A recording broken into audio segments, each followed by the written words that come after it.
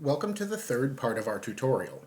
Now that we've covered how to search for articles in ProQuest Central, let's take a look at how to narrow your results down even more, download an article you want, and how to get citations for those articles for making your bibliography.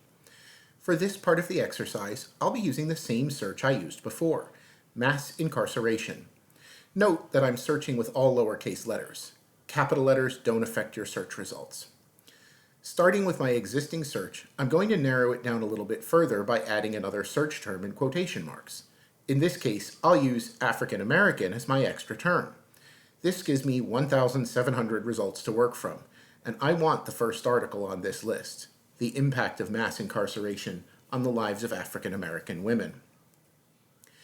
By clicking on the article title, I'll bring up the article in ProQuest.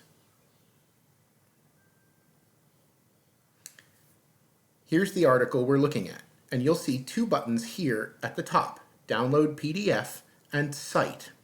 First, let's click the Download PDF button. This pulls up a window that will ask me where to save the file, just like downloading anything else. If we click the Cite button, it will pull up the citation and allow you to choose the format.